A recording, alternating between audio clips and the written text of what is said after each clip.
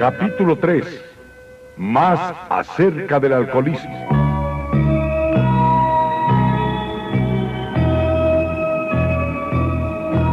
La mayoría de nosotros hemos estado remisos a admitir que éramos realmente alcohólicos. A nadie le agrada pensar que es física y mentalmente diferente a sus semejantes. Por lo tanto, no es extraño que nuestras carreras de bebedores se hayan caracterizado por innumerables y vanos esfuerzos para probar que podíamos beber como otras personas.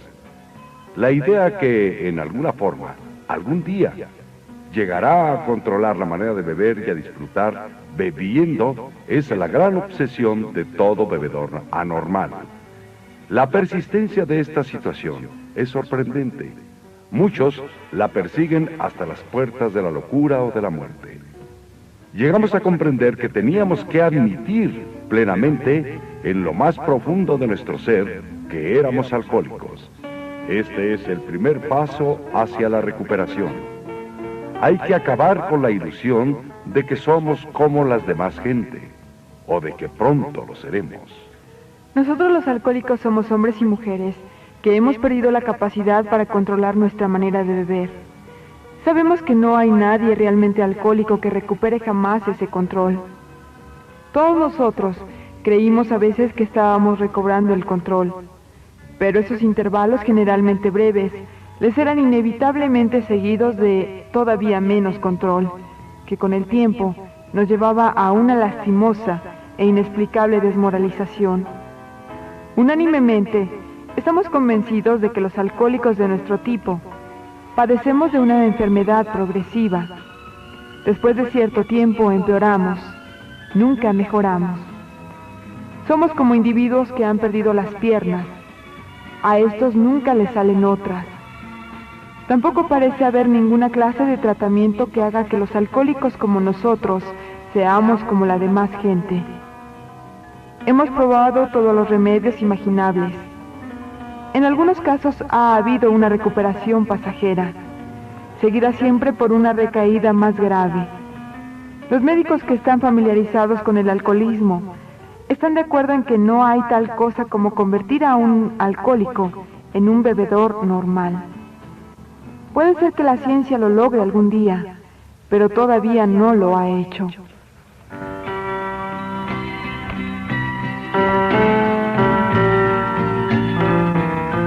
No obstante todo lo que podamos decir, muchos que realmente son alcohólicos no van a creer que pertenecen a esta clase.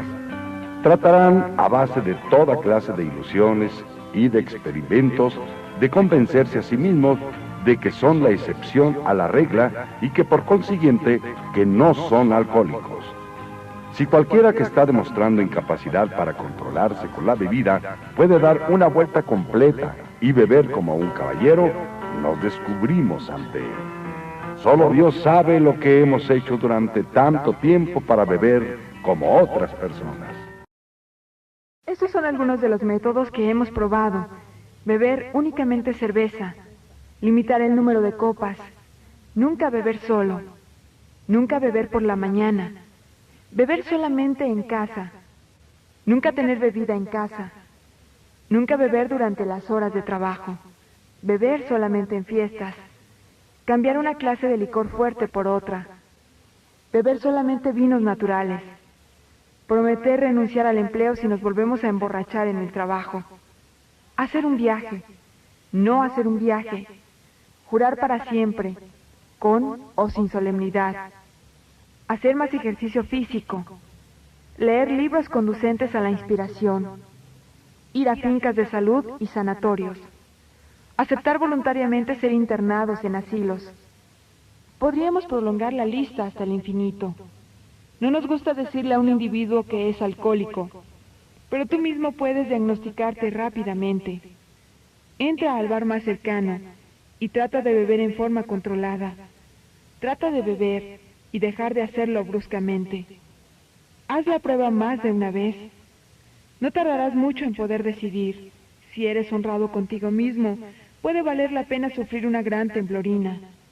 Si con esto te das cuenta cabal de tu condición. Aunque no hay manera de comprobarlo, creemos que pudimos haber dejado de beber al principio de nuestras carreras de bebedores. Pero la dificultad está en que son pocos los alcohólicos que tienen suficiente deseo de dejar de beber, mientras todavía les queda tiempo para hacerlo.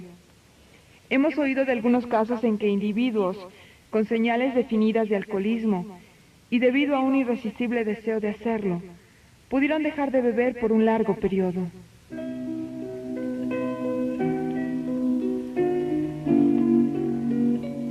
Uno de esos casos es el de un individuo de 30 años de edad que vivía en continuas parrandas. A la mañana siguiente de una borrachera estaba muy nervioso y se calmaba con más licor. Tenía la ambición de triunfar en los negocios, pero se daba cuenta de que nada lograría si seguía bebiendo. Una vez que empezaba, ya no tenía absolutamente ningún control. Tomó la decisión de no probar ni una gota hasta que hubiera triunfado en los negocios y se hubiera jubilado. Hombre excepcional. Estuvo seco hasta los tuétanos durante 25 años, retirándose cuando cumplía los 55 después de una carrera productiva y afortunada.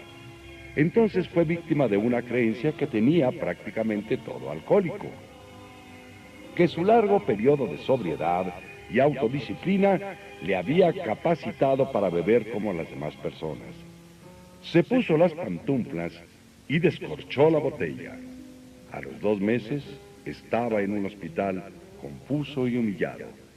Trató de regular su manera de beber durante algún tiempo mientras experimentaba algunos internamientos en el hospital. Entonces, reuniendo todas sus fuerzas, trató de dejar de beber totalmente y se dio cuenta de que no podía. Estaba a su disposición todos los medios que podían conseguirse con dinero para resolver su problema. Todas las tentativas fallaron. A pesar de que, al retirarse de los negocios, era un hombre robusto, se desmoronó rápidamente y murió 4 años después. Este caso encierra una lección importantísima. La mayoría de nosotros hemos creído que si permanecíamos sobrios por bastante tiempo, después podríamos beber normalmente. Pero aquí tenemos el caso de un individuo que a los 50 años se dio cuenta de que estaba exactamente donde había quedado a los 30. Hemos visto esta verdad demostrada una y otra vez. Una vez alcohólico, alcohólico para siempre. Comenzando a beber después de un periodo de sobriedad, al poco tiempo estamos tan mal como siempre. Si estamos haciendo planes para dejar de beber, no debe haber reserva de ninguna clase, ni ninguna idea oculta de que algún día seremos inmunes al alcohol. La experiencia del individuo antes citado puede inclinar a los jóvenes a pensar que es posible dejar de beber a base de fuerza de voluntad, tal como él lo hizo. Dudamos de que muchos puedan hacerlo porque ninguno querrá dejar de beber, y será muy raro el que lo haga, debido a la peculiar característica mental que ya se habrá adquirido. Algunos de los de nuestra agrupación, individuos de 30 años de edad y aún menos, habían estado bebiendo durante pocos años, pero se encontraron en una situación tan desesperada como la de los que habían estado bebiendo durante 20 años. Para estar gravemente afectado, no es necesario que uno haya estado bebiendo durante mucho tiempo, ni que beba tanto como lo hicimos algunos de nosotros. Esto es particularmente cierto en las mujeres. Las potencialmente alcohólicas a veces se vuelven verdaderamente tales y en unos cuantos años su caso está muy avanzado. Ciertas bebedoras, que se sentirían gravemente ofendidas si se les llamara alcohólicas, se sorprenden de su incapacidad para dejar de beber. Nosotros, que estamos familiarizados con los síntomas, vemos un gran número de alcohólicos potenciales entre los jóvenes en todas partes. Pero trata de hacer que ellos lo vean. Mirando al pasado, nos damos cuenta de que habíamos seguido bebiendo muchos años después del momento en que nos hubiera sido posible dejar de hacerlo, a base de nuestra fuerza de voluntad. Si alguien duda de que ya haya entrado en este peligroso terreno, que haga la prueba de apartarse del licor durante 1 año. Si realmente es un alcohólico y su caso está muy avanzado, hay escasas posibilidades de éxito. Al principio de nuestra época de bebedores, hubo ocasiones en que permanecimos sin beber por un año, o más tiempo, para después transformarnos en serios bebedores. Pese a que uno pueda dejar de beber por un periodo considerable, puede ser, sin embargo, un alcohólico potencial. Creemos que pocos de los que sientan el llamamiento de este libro pueden permanecer sin beber aún durante un año. Algunos estarán borrachos al día siguiente de haber hecho sus resoluciones, la mayoría de ellos en unas cuantas semanas. Para los que no pueden beber con moderación, el problema consiste en cómo dejar de hacerlo totalmente. Nos suponemos desde luego que el lector quiere dejar de beber. El que la persona que está en esas condiciones pueda dejar de beber sobre una base no espiritual depende del grado en que haya perdido el poder de elegir entre beber o no beber. Muchos de nosotros creíamos que teníamos mucho carácter. Existía siempre el tremendo apremio de dejar de beber. A pesar de esto, nos resultaba imposible hacerlo. Esta es la característica desconcertante del alcoholismo. Tal como lo conocemos, esta total incapacidad para dejar la bebida sin importar lo mucho o lo grande de la necesidad de hacerlo. ¿Cómo podremos entonces ayudar a nuestro lector a decidir, a su propia satisfacción, si es uno de nosotros? El experimento de dejar de beber por un tiempo ayudará, pero creemos poder hacer un servicio más grande a los que padecen del alcoholismo y tal vez incluso a la profesión médica. Por lo tanto, describiremos algunos de los estados mentales que proceden a la recaída en la bebida, porque obviamente este es el punto crucial del problema. ¿Qué clase de pensamiento predomina en el alcohólico que repite una y otra vez el desesperante experimento de la primera copa? Los amigos que han razonado con él, después de una borrachera que lo ha llevado hasta el punto del divorcio o la bancarrota, se quedan desconcertados cuando lo ven ir directamente a la cantina. ¿Por qué lo hace? ¿En qué está pensando? Nuestro primer ejemplo es el amigo a quien llamaremos Jim. Este individuo tiene una esposa y una familia encantadoras. Heredó una lucrativa agencia de automóviles. Tiene una recomendable hoja de servicios de la Guerra Mundial. Es un buen vendedor y goza de simpatías generales. Es un hombre inteligente, normal hasta donde podemos ver, excepto por su índole nerviosa.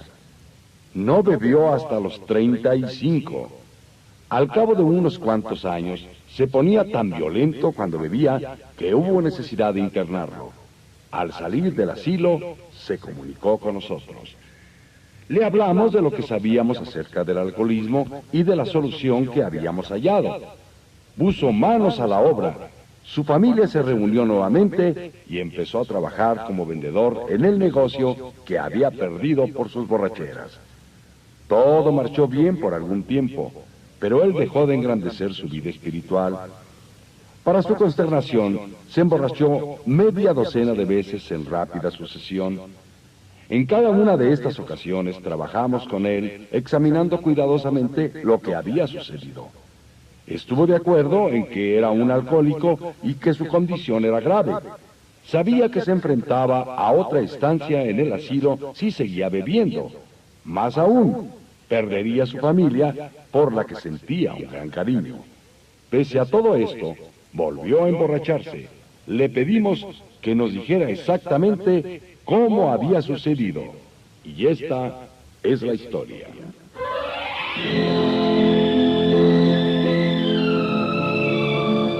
Fui a trabajar el martes por la mañana. Recuerdo que me sentí disgustado porque tenía que ser vendedor en un negocio del que antes había sido dueño. Crucé unas palabras con el patrón, pero no fue nada serio. Entonces decidí irme al campo en mi automóvil a ver a un posible cliente. En el campo sentí hambre y me detuve en un lugar donde hay una cantina. No tenía intención de beber, solamente pensé en comerme un sándwich. También se me ocurrió que podía encontrar algún cliente en ese lugar ya conocido porque lo había frecuentado durante años.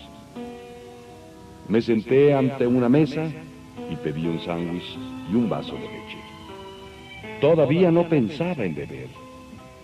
Luego pedí otro sándwich y decidí tomarme otro vaso de leche.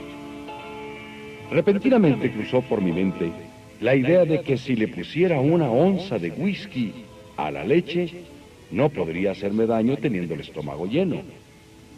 Pedí el whisky y se lo eché a la leche.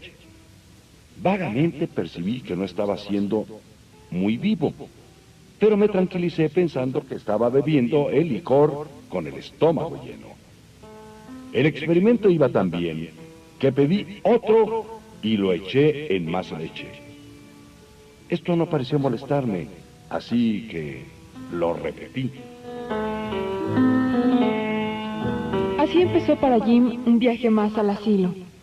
Existía ahora la amenaza del encierro, la pérdida de la familia y del empleo, sin mencionar el intenso sufrimiento físico y mental que la bebida le causaba siempre. Se conocía bien como alcohólico. A pesar de esto, eran apartadas fácilmente todas las razones para no beber en favor de la disparatada idea de que podía tomar whisky si lo mezclaba con leche. Cualquiera que sea la definición precisa de la palabra, nosotros la llamamos simplemente locura. ¿Cómo puede llamársele de otro modo a semejante desproporción en la capacidad para pensar cuerdamente? ¿Puedes creer que este es un caso extremo? Para nosotros no lo es, porque esta manera de pensar ha sido característica de cada uno de nosotros. A veces hemos reflexionado más que Jim acerca de las circunstancias, pero siempre se produjo el curioso fenómeno mental de que, paralela al razonamiento cuerdo, corrió alguna excusa insanamente trivial para tomar la primera copa. Nuestra cordura no fue suficiente para frenarnos. La idea insana predominó. Al día siguiente nos preguntábamos, con toda seriedad y sinceridad, ¿cómo había podido suceder eso?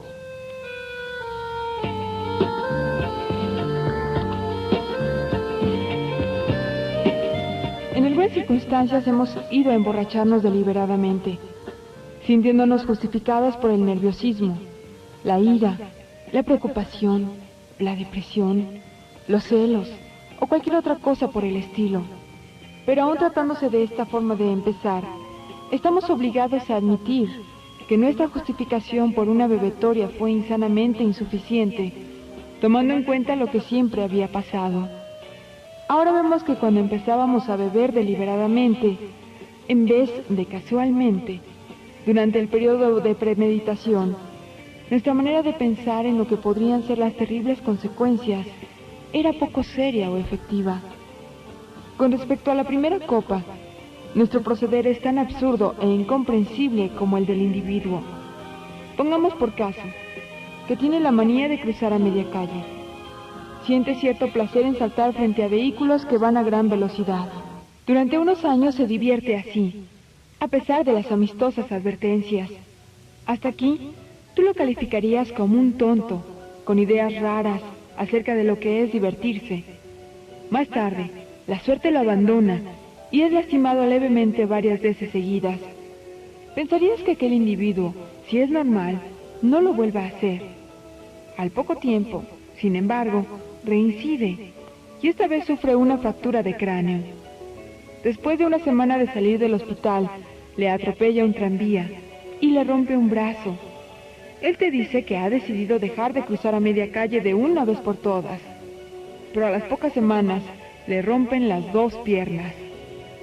A través de los años continúa esta conducta, acompañada de sus promesas de ser cuidadoso y de alejarse de la calle del todo. Por fin, ya no puede trabajar. Su esposa se divorcia de él y queda en ridículo ante todos. Trata por todos los medios imaginables de quitarse de la cabeza la idea de cruzar a media calle. Se encierra en un asilo con la esperanza de enmendarse. Pero el día que sale, topa con un carro de bomberos y le rompe la columna vertebral. Un individuo como este tiene que estar loco, ¿no es así?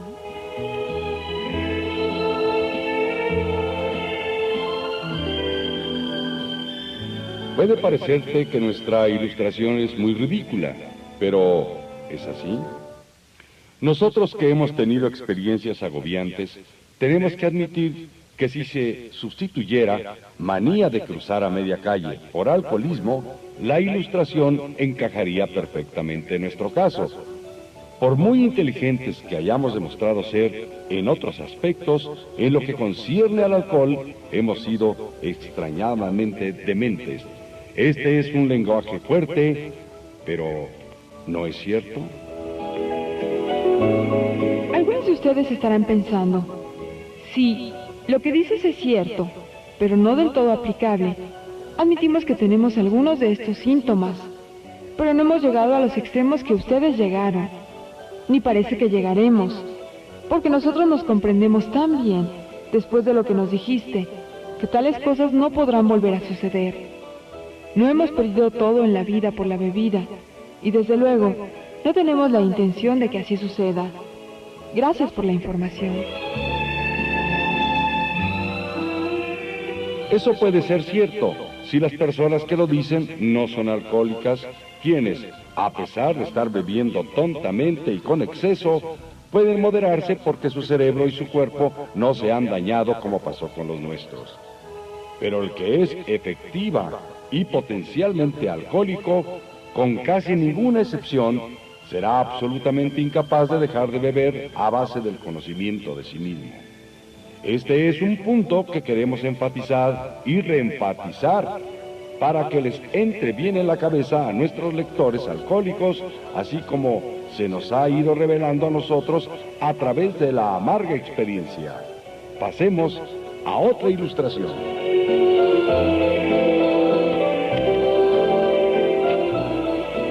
Fred es socio de una bien conocida empresa de contabilidad. Sus entradas son buenas. Tiene un magnífico hogar.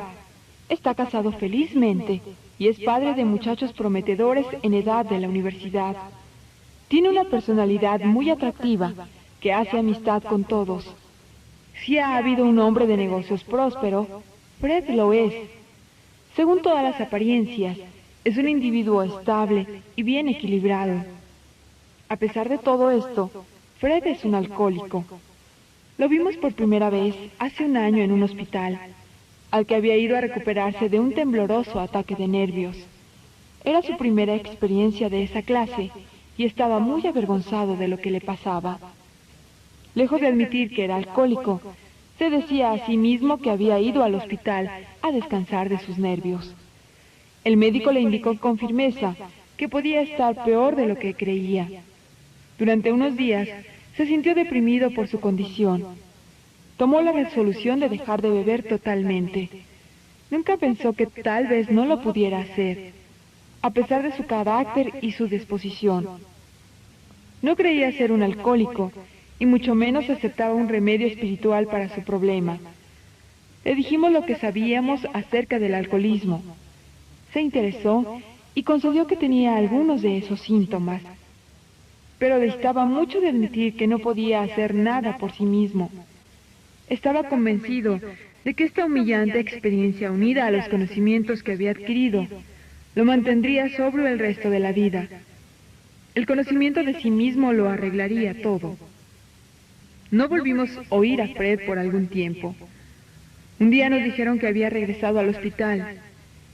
Esta vez estaba muy tembloroso. Pronto indicó que estaba ansioso de vernos.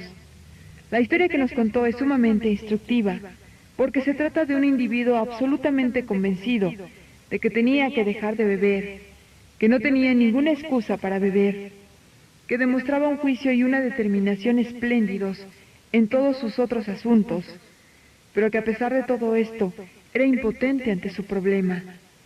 Dejemos que sea él quien te lo cuente.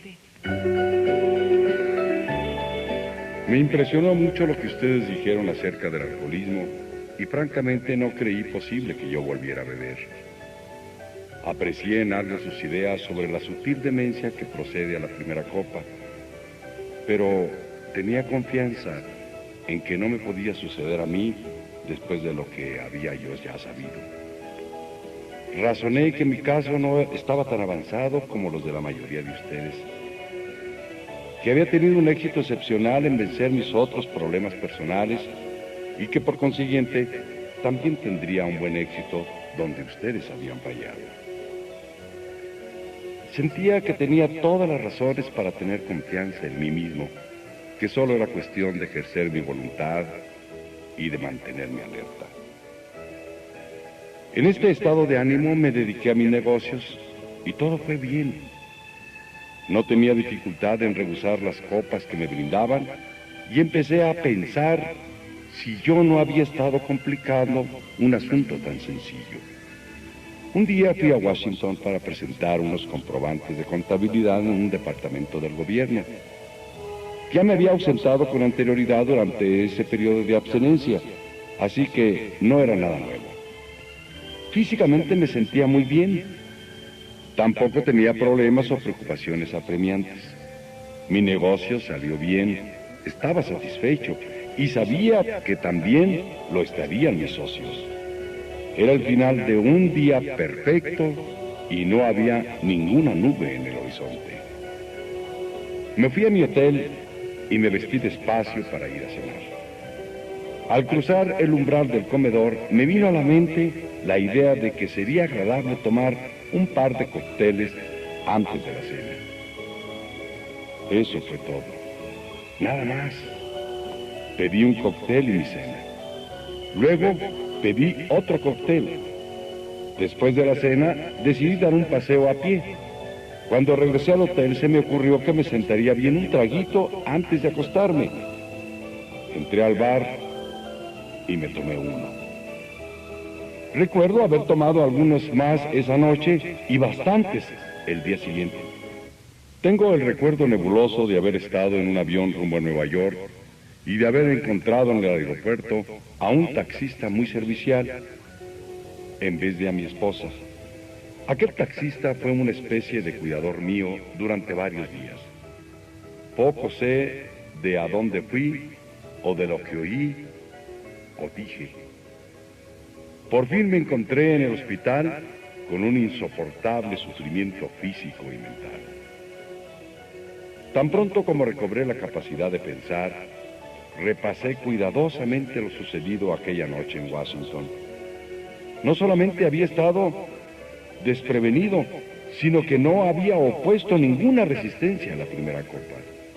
Esta vez no había pensado para nada en las consecuencias. Había empezado a beber tan descuidadamente como si los cócteles fueran simples refrescos. Recordé entonces lo que me habían dicho mis amigos alcohólicos, cómo habían vaticinado que si tenía una mentalidad de alcohólico, el tiempo y el lugar se presentarían y que volvería a beber. Había dicho que a pesar de que opusiera resistencia, esta se derrumbaría por fin ante cualquier pretexto trivial para beber una copa. Pues bien, eso fue precisamente lo que pasó. Y algo más, porque lo que había aprendido acerca del alcoholismo no me vino a la mente para nada. Desde ese momento supe que tenía una mentalidad de alcohólico. Me di cuenta de que la fuerza de voluntad y el conocimiento de sí mismo no podrían remediar esas extrañas lagunas mentales. Nunca había podido comprender a las personas que decían que un problema los habían derrotado irremediablemente. Entonces lo comprendí. Fue un golpe demoledor. Dos miembros de Alcohólicos Anónimos fueron a visitarme. Sonrieron al verme, lo cual no me agradó mucho. Me preguntaron si esta vez ya creía que era un alcohólico y que estaba derrotado. Tuve que aceptar ambas cosas.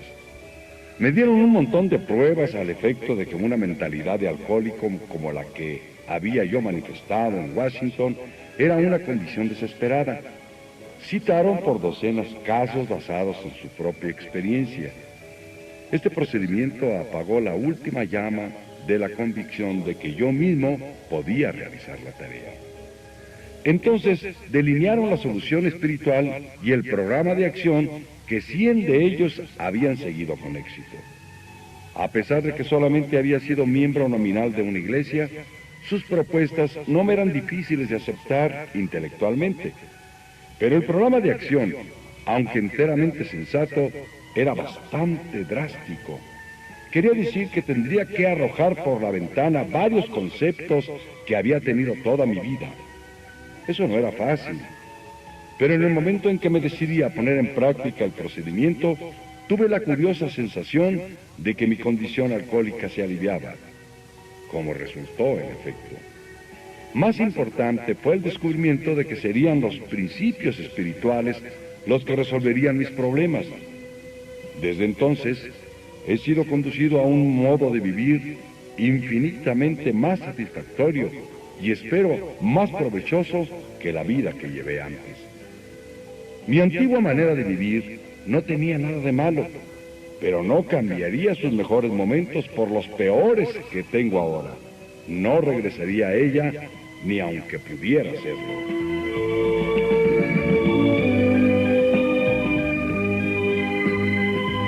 La historia de Fred es elocuente por sí misma. Quisiéramos que les llegara a lo más hondo a miles como él. Él llegó a sentir solo los primeros dolores del tormento. La mayoría de los alcohólicos tienen que llegar a estar bastante destrozados antes de empezar a resolver realmente sus problemas. Muchos médicos y psiquiatras están de acuerdo con nuestras conclusiones. Uno de estos, miembro de la facultad de un hospital de renombre mundial, recientemente nos hizo la declaración siguiente. Lo que dicen ustedes acerca de la irremediabilidad general de la condición del alcohólico es, en mi opinión, correcto. En lo que respecta a dos de ustedes, cuyas historias he conocido, no me cabe ninguna duda de que eran 100% irremediables. Si se hubieran presentado como pacientes a este hospital, de haberlos podido evitar, no los habría aceptado. Personas como ustedes destrozan el corazón. Aunque no soy una persona religiosa, siento un respeto profundo por el enfoque espiritual en casos como los de ustedes. Para la mayoría de estos casos, prácticamente no hay otra solución.